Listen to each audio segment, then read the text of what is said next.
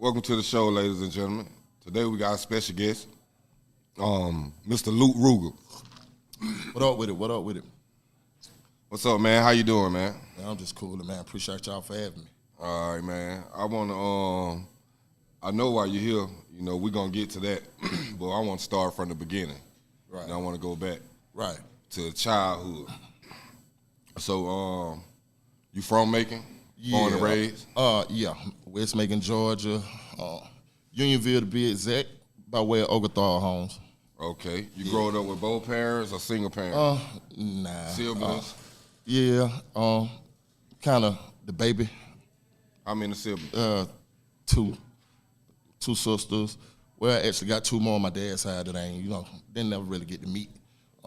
He was around to maybe about 5 or 6. He disappeared. I really never got to see him again. So, you say you grew up single parent. How was it though? How was life, without, after 5 or 6 without him?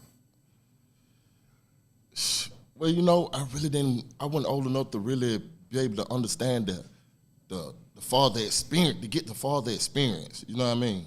So it was kind of like one day he was here, the next he was gone, and, that was just that on that. You know what I mean? Okay. Mom made sure we were straight. So for the most part, we just kept it moving. Okay. So, how soon you started, get into the streets and everything?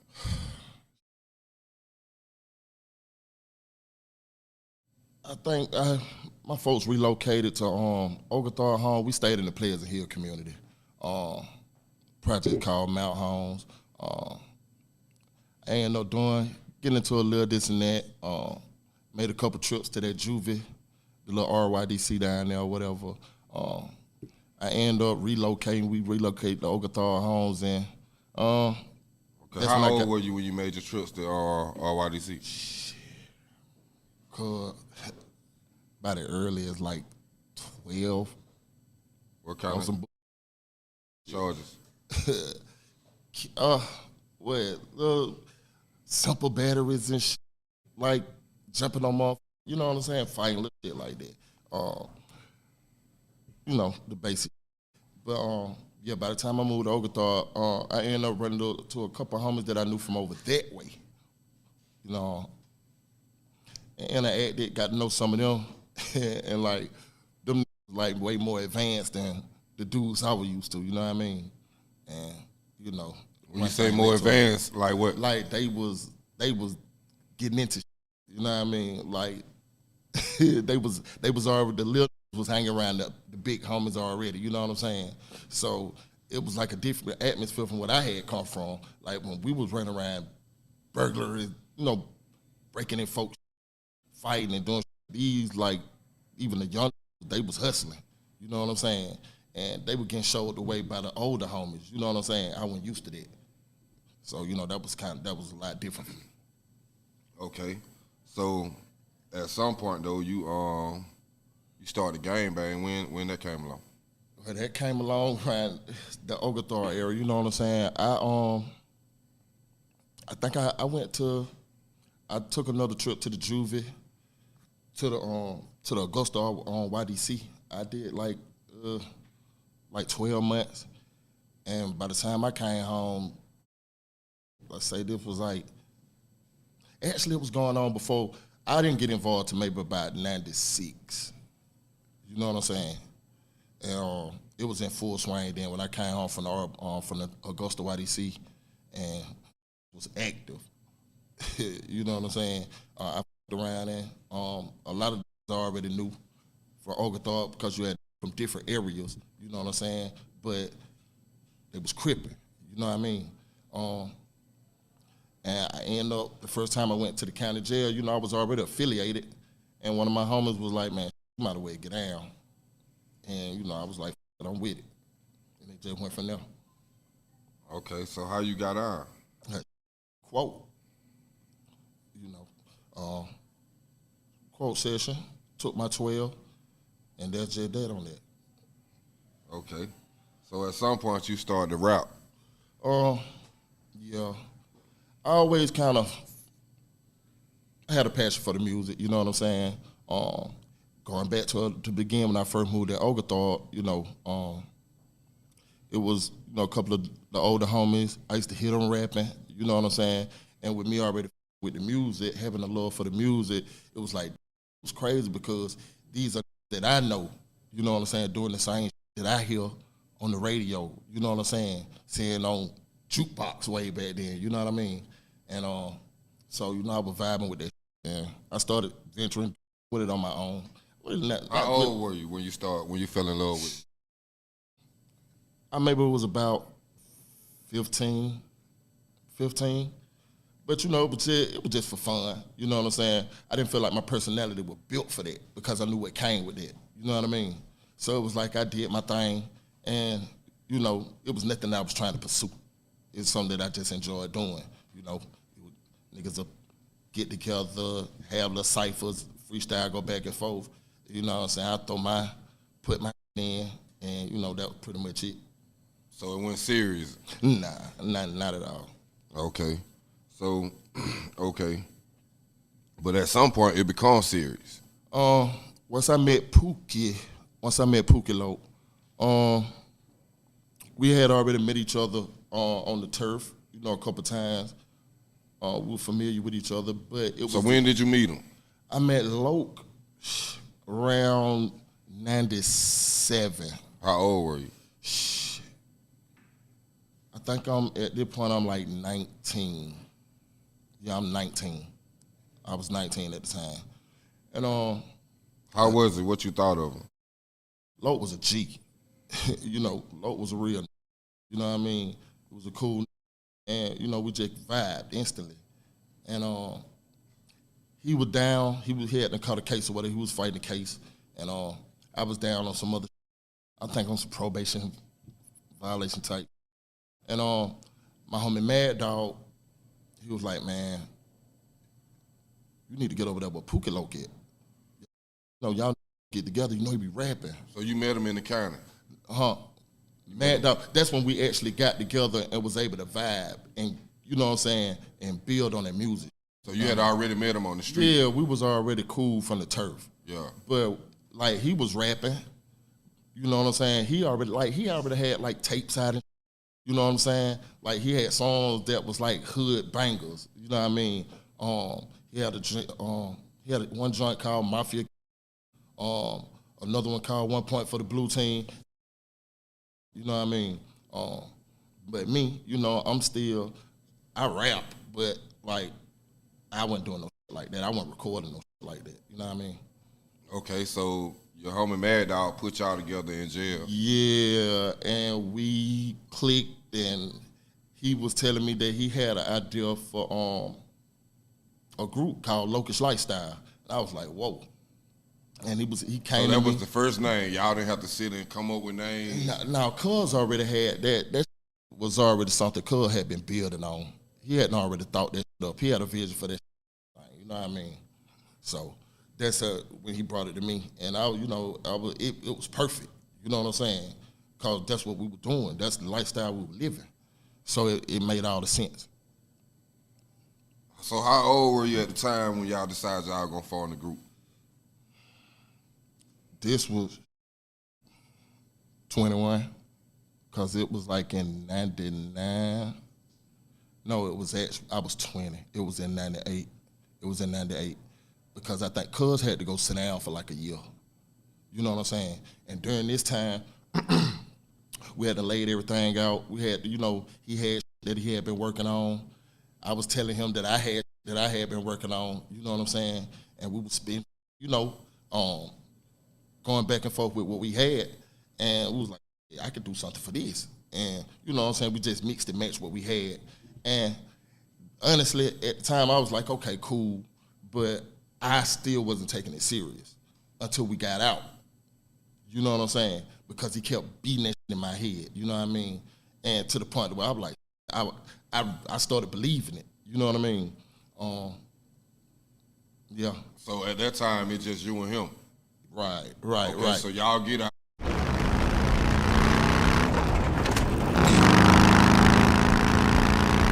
It's you and him. What happened? What happened from there? So I went to thinking about how could it make it easier. All right, at the same time, Lowdown is down too on some. You know what I'm saying? And So he locked up with y'all. Yeah, but he's like on another side of the jail. But when we got out and he continued to, you know what I'm saying, through us communicating, he was like, man, cuz, when I get out, we're going to do this. I went to thinking like, all right, it'll be cool if we could add a third member. You know what I'm saying? And I was thinking about it. And I knew Lowdown too from Pleasant Hill. We went to elementary school together. You know what I'm saying? So he didn't know Lowdown, just you? Yeah, he knew him. He knew who he was. You know what I'm saying? And I brought it to him. It was like, yeah, cuz was cool. And I reached out to Lowdown, and he was with it. And just went from there. And once all this was out, we kind of met up, laid down the game plan, and just hit the ground with it. So this is 1999 or 98? Right. This is 99. 1999. All us on the turf. So now y'all out hitting the streets, yeah, hitting the clubs. Yeah, we hitting the clubs. Trying to get a deal. Yeah, we jumping off in any kind of little showcases or whatever. We smashed all them, and we ended up winning some studio time or whatever. And we shot downtown to this old studio, a historic spot actually, Capricorn Records. It's where Otis Redding was signed to. We was down there. Well, the first producer we met, R.I.P. John Amos, and we sat in with him, and he cooked up some stuff, and we took it. We came back like 2 days later and dropped like the first 2 songs, which actually took off, a song called How You Want It, and it was on from there. Okay, so you do that, then what happened? It was time, the grind. You know what I'm saying? We got out, beating the streets, getting the music out there. My homeboy Scrap, he hit me and told me, like, man, I got you something. And I pulled up on him on the Mad Block, and they had a CD burner. This CD time, you know what I'm saying, around that time. You pull up on him where? I pull up on him in the hood, on Madden Avenue, Mad Block. Okay. Right, Madden Avenue, Mad Block. Okay. So when I pull up on him, he was like, cool, I got you a CD burner. If I was, like I know, you'd get in here, press them CDs up and get that money.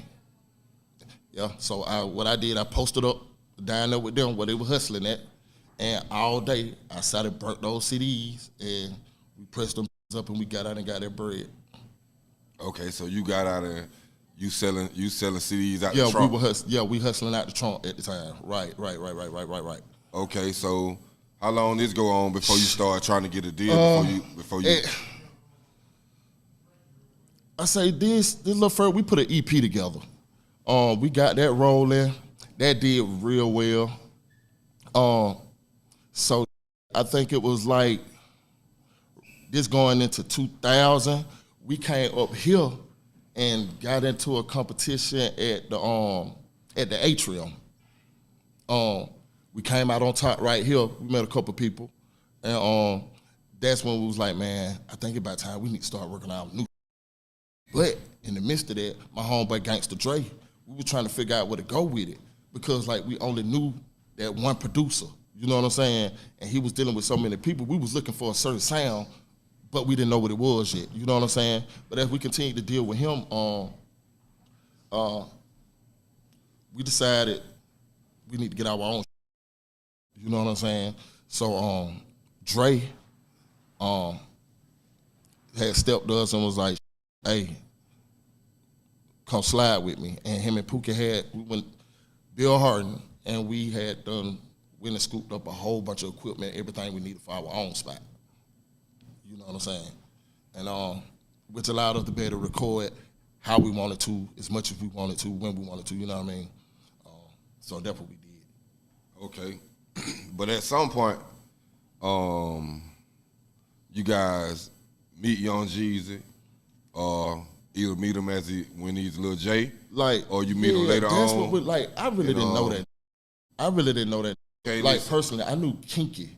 Okay, Kinky was my homie. That's what I want to get to. Okay. At some point, a situation about a deal comes up. Yeah, we wasn't looking for it at the time because like we were still going through, you know, our own individual. You know what I'm saying? It was like we kept getting our own way. So it was like I had went down again for a probation violation. When I get out, my man Mark, he stepped to me and was like, "Hey man, I need to holler at you. The boy been looking for you.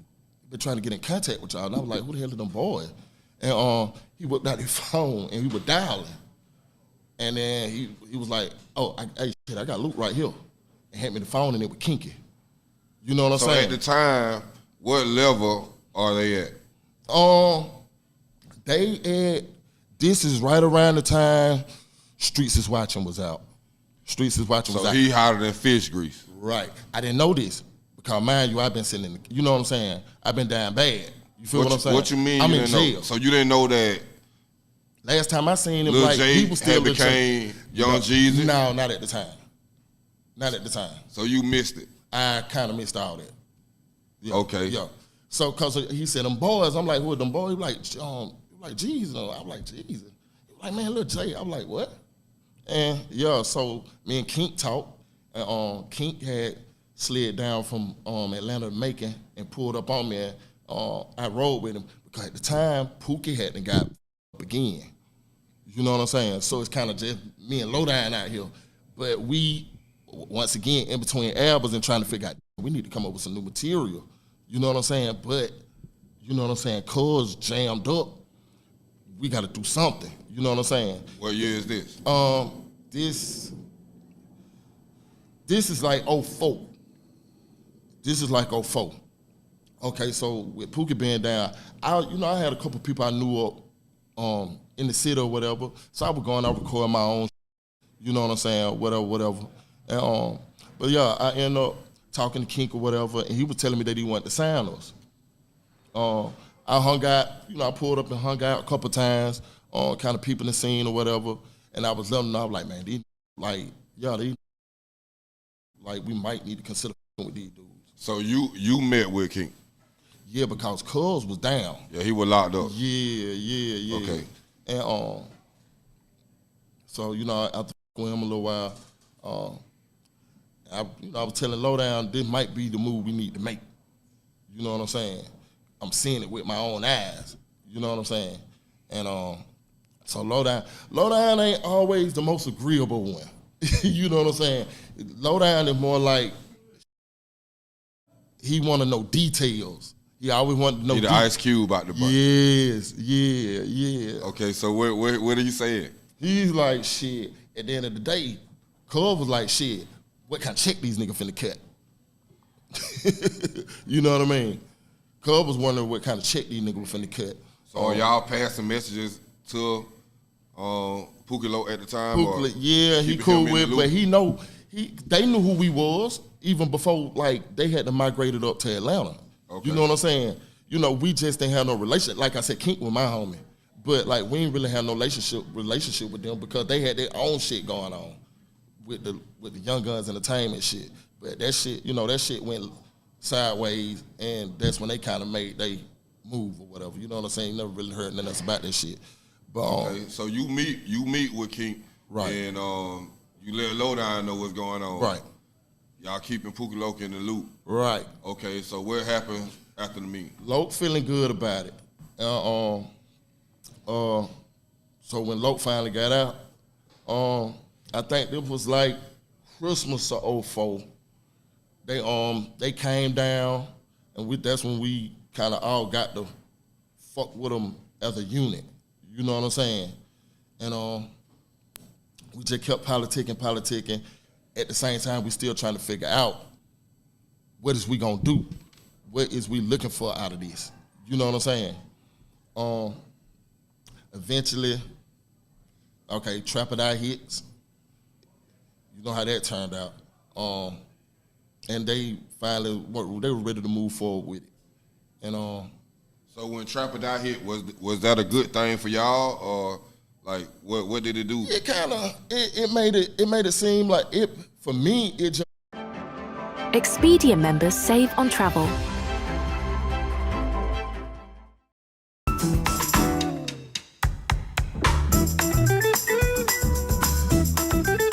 It was like, regardless, it made me think about, okay, as long as Loccish Lifestyle was on the same, Loccish Lifestyle needed to get on the same page as far as how we wanted to move forward.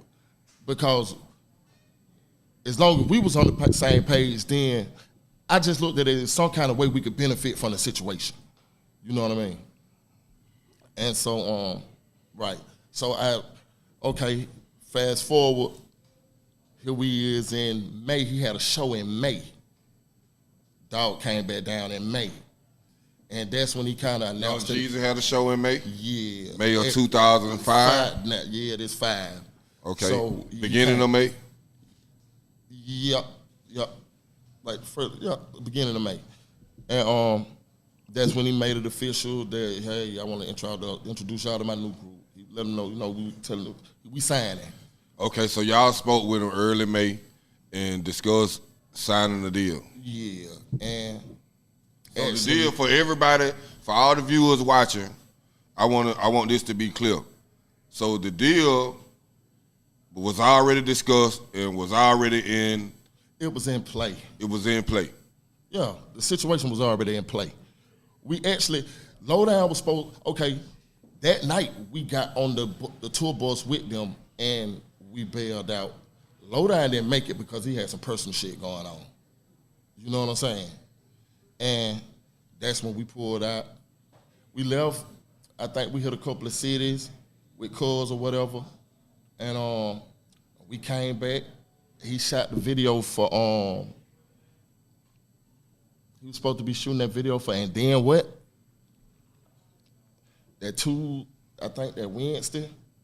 And then that situation with Pukalo occurred that Tuesday. May 10th, 2005. Right. Okay. What the events, okay, you said y'all went to a couple of shows, and what I know the people want, the viewers want me to ask you is, was there any discussion like about that situation? Like I don't know nothing about nothing as far as that concerned. But like I said, I don't see Pookie Loc going nowhere trying to strong on. Why would you bust a move like that when you with the niggas with the bread and we got a situation? Do that make sense? You feel me? You didn't have no communication with you. When the last time you spoke to him? We left. We went to a club, my nigga, and Cuz said he was finna bust a move and do his thing. He had a bitch or some shit like that. I'm at the room with one of the other homies, and that was just that on that. So the next thing you hear is you get a phone call that something has happened. Yeah, Cuz never came back. And so how was that when you got that phone call? Shit, that was the worst. That was my best boy. Like, that was my nigga. That was my cousin. That was my brother. And then, like, to hear these niggas slander my nigga name, like, We're going to get to that, but tell me, like, when you got that call, like, what was going through your mind? Like, how you processed that? I heard, all right, it was supposed to, when we realized where the area where the bitch was supposed to be, we went out and looked in that area, and I actually found Cuz. You was the person that found him? Right. What's going through your mind? So on May 10, 2005, a very unfortunate incident happened. Very unfortunate. Where your best friend get taken away. Yeah. Pookie Loc, man, one of the other homies. And that was just that on that. So the next thing you hear is you get a phone call that something has happened. Yeah, Cuz never came back. And so how was that when you got that phone call? Shit, that was the worst. That was my best boy. Like, that was my nigga. That was my cousin. That was my brother. And then, like, to hear these niggas slander my nigga name, like, We're gonna get to that, but tell me, like, when you got that call, like, what was going through your mind, like, how you processed that? I heard, all right, it was supposed to, when we realized where the area where the bitch was supposed to be, we went out and looked in that area, and I actually found Cuz. You was the person that found him? Right. What's going through your mind? So on May 10, 2005, a very unfortunate incident happened. Very unfortunate. Where you know, your best friend right. get taken away. Yeah. Pookie Loc, man, my nigga lost his life. What I will say is I'm the one that found, I ended up finding him. But that's all I'm gonna speak on about that. All right, well, let me ask you this then. When you heard the rumors about it was about a record deal, how that made you feel knowing that y'all already had the other deal in place? Like, it it don't make no sense. Like, how could you be, damn. Like, if you got a deal already in place, a situation already in place, like, why would you put yourself on the line? Like, it just boils down to motherfuckers don't be knowing what they be talking about. You know what I mean? And slander. Let me ask you this. What about the dissing, man? When you start hearing the dissing, how you felt? It was crazy because, like, a nigga really ain't got shit to say about my nigga. Pookie Loc was a real nigga. You know what I'm saying? And I was caught in between finding a way to clap back. You know what I mean? After hearing that shit so much, and it really, I just feel like, to a certain extent, motherfucker ain't able that shit to go on. You know what I mean? What you mean when you like, say? After all the attacks and niggas taking shots at my nigga, like I just said, we was in a situation. You know what I'm saying? We rocking with a nigga that they saying my nigga went to bat for. And we ain't never hear nothing. You know what I'm saying? And that's unfortunate as well. You know what I mean? But what you mean you ain't hear nothing? You ain't get a phone call, you ain't get... Nah, it's when you hear the fuck nigga Coochie, as I like to call him. You know what I mean? Saying saying the shit that he say. And here we over here with your boy Big Snow. Like, I don't understand why, or at least put me in position to do what I need to do. You know what I'm saying? To clear my nigga name, to speak on my nigga name, and let nigga know what type of nigga Loc really was. You feel what I'm saying? And it was like all the moves I was trying to make, like, I'm pushing, I'm out here grinding far as like with my music and shit, but I ain't getting no push, I ain't getting no support from my team. You feel what I'm saying? So, like, that made me feel away. Why you don't think you got any support? He still was rocking with your hood. Shit. So he say. I mean, they was with him. Yeah. You seen them. They was with him. I was there. So but from my standpoint, it was like, I'm just still buying time, waiting for my opportunity to come to fruition. You feel what I'm saying? To materialize. But, you know what I'm saying? Other events transpired which derailed that. So let me ask you this. After May 10th, did you have any more contact with Jesus? Oh, yeah. I stayed down. Because Cuz stepped to me and was like, look, man, we going to try to keep this shit moving. Because he was talking about fucking with me on some solo artist shit.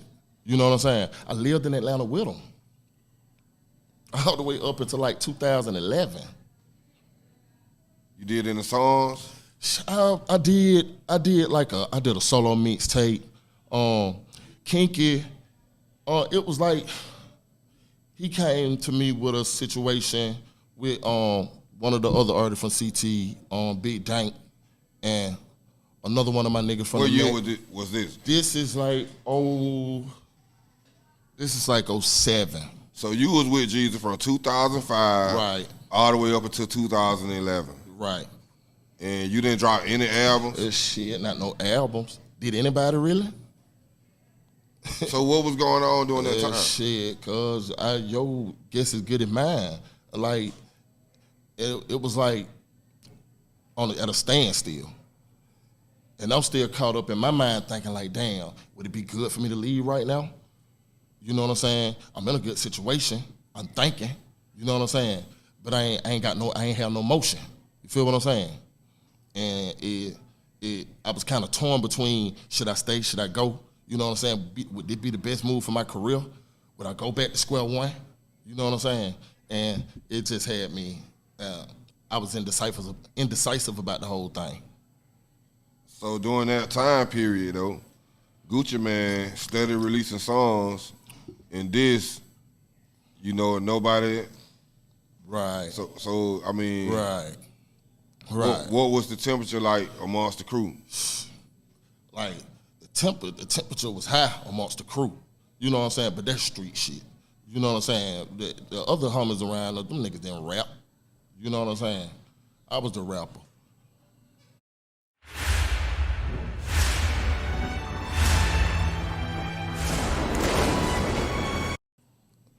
I just didn't have a platform. At any time, did you ever, while you was around Jesus, did you ever see Gucci? Man, we crossed paths with them niggas a couple of times. But dude, Houdini. You know what I'm saying? 1 minute he here, the next minute he gone. He do all that talking, but like that nigga is not the nigga that he built himself up to be. It's been occasions where that nigga been in the same building we been in, and he was out of there just as fast as he came in. And that's real shit. He lied to his fans. He got niggas thinking that he boogeyman. And they done went for that shit. Okay, so, you know, I know you also came here to address the elephant in the room, you know. Where that? You know, some of your homies. Homies? You know, yeah, your partners, your family, you know. Who that? From your hood. I ain't gonna call their names on camera. You know, they call me. Yeah. You know, and asked me about an interview. You know. Oh yeah. Yeah, with Goldmouth. Yeah. You know, about concerns. Who that? Some things he said. Goldmouth. Yeah. Man, let's get this clear. And I, you know, the things he said. You know, he said that Jesus didn't know Pukalote. Well, he said Jesus didn't fuck with Pukalote. Yeah. He said he didn't fuck with Pukalote, right? And I want to get your, you know, feelings on that. That nigga didn't even know Pukalote. Lil Mill. Goldmouth? First, let's get this clear though. That is not the nigga that Jay Jenkins was referring to in those songs. That's Lil Mill.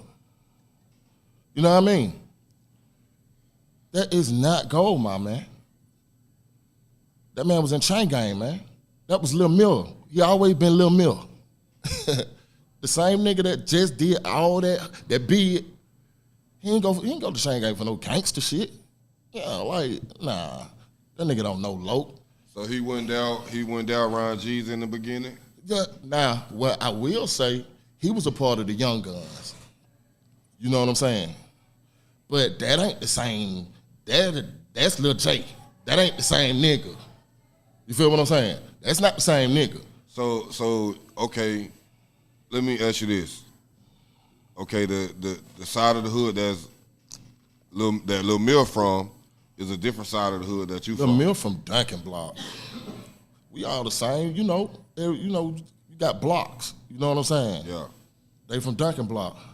But that nigga he ain't never represented the C. He ain't never represented the set. You know what I'm saying? I ain't saying he never did his thing, but he went that nigga. Like, he went out in the streets with us. He went to chain gang at a young age. You know what I mean? Can't speak on Loc. Like, and he painted a false picture, you know what I'm saying? That's a false narrative. You know what I'm saying? And I salute him for popping out, you know what I'm saying, hitting the ground running. But you coattailing yourself. You know what I mean? And while he out here, he clickbaiting, you know what I'm saying, clout chasing, but he out of pocket. Okay, so do you feel like the statement he made wasn't true? Totally false. So did Jesus know Pookie Loc? Shit, not really like that. He got to know him. But the thing is, he said Jesus didn't fuck with Pookie Loc. Like, and that's not an accurate statement. He was trying to do business with him. They reached out to us. I just told you. I had no idea what they had going on. We didn't know what them niggas had going on. They was in Atlanta. You know what I mean? That's crazy. Okay, and what about the statement about Kingpin? King, I didn't catch that. But the homie just kind of put me on there right there. Man, King was a real nigga as well. You feel what I'm saying? King was doing his thing out here in the streets. This nigga been gone a whole dub. You can't possibly know what a nigga had going on, man. He was a pup. Okay, so for the viewers, the statement I'm talking about is when he say Kingpin went all around the world with Jesus Facts. And came back and was still in the hood. Shit. Dog left a nigga hanging. I don't know what went on between him and King that caused when him you say dog, who is dog? Jeezy. Jay Jenkins. Right. He left King hanging? What I'm saying is that I don't know what went on between them to cause them to go their separate way. You feel what I'm saying? But do you feel like he should have been in the hood? Who am I to say that? So do you feel like the statement was true or false? I can't say that's true. I can't say that's true. That's false. Because that's a grown man making his own decisions. King if he was in the hood, he was in the hood for a purpose. You know what I mean? And like who is he to say? The nigga clout chasing. When he's the sucker. Ain't this the same nigga that got out and was dick riding Snow? A couple of weeks later, you was doing interviews or making videos saying G's ain't real, he ain't kept it real. And now you right back in pocket. That nigga. This the nigga we talking about. Like, make up your mind, cuz. Nigga's a fucking joke. I want to ask you about something else. Not too long ago, a No Jumper interview came out with a guy, Young Throwback. And he claimed to be the trigger man. Now, how you feel about that? Hey, two he shooters. He claiming that Pookie Loc, that Gucci didn't kill him. I can't. I have no idea. I think they all suckers. I don't have no knowledge of any of it. You know what I mean? I mean, after all these years, though, you know. Yeah, like, it's crazy, right? It's like, goddamn. You got Deb, like, him and Deb must be in cahoots together. Because she made the statement first, then she Deb, Walker Mama. Yeah. She made the first statement, then a couple of weeks later, shit, I'm gonna get me some clicks off this. You know what I mean? I don't know the nigga. You know what I'm saying? And when motherfuckers send me shit like that, I might check out the first few minutes of it, and I did that shit. You know, I think they all clout chasers. You know what I mean? And they pretty bold to be speaking. You know what I'm saying? To be claiming, and it's like, what you doing? I don't get it. I don't get it. So I want to ask you about this since I got you here. When you seen Jesus on the verses, man, cause like it's just sucker shit. You know, far as that, like, he could have at least gave a nigga heads up if he considered that shit. And I don't know if he did. Maybe he did. Maybe he reached out to somebody and I don't know about it. You feel what I'm saying? But for you to do that, my nigga, that's a total slap in the face. Why would he reach out to somebody other than you besides family member? I mean, you the group member, like you there with him, you finna do the deal. But you had a whole team of niggas. Let me say this as well. Young Jeezy wouldn't be the nigga that he is today, with the reputation that he has today, without the niggas from West Macon, man. Without the niggas from the 12 gang, man. And them facts. You ain't never heard no fuck shit happen to Young Jeezy on that road. You ain't never heard about Young Jeezy getting robbed, getting his ass whooped, his crew getting punked the chunk. That was the team. That was us. That was the gang. And them facts. We got receipts. And you remove us from that situation, who knows what that nigga might be looking like today. We might be looking at that nigga a whole different way. So you could have reached out to somebody because I was done with that situation. You know what I'm saying? But, like, that ain't no real nigga shit. And then for me to look back and see that this clown-ass nigga, like, you sought that out. He sought that out, you know what I mean? They was asking him about a whole nother situation, him and Tip. You know what I mean? And this what you gun for. So you saying he wanted to do the verse. You wanted that.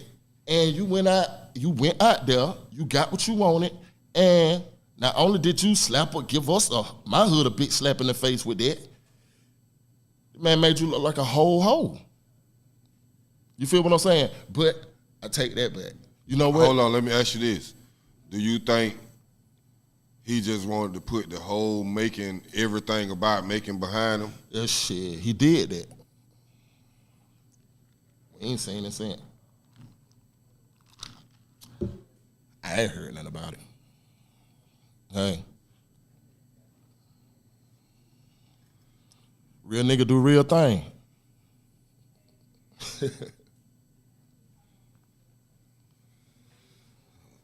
You still rap? Yeah, I'm fucking around.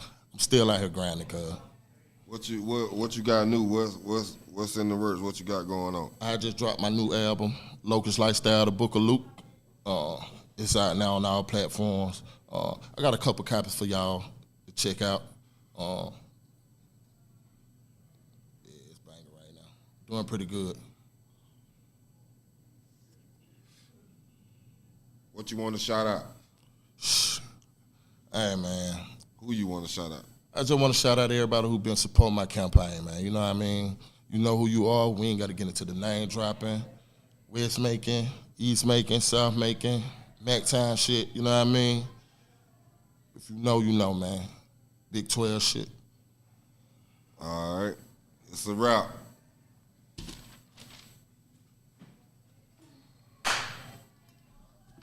Appreciate you, man.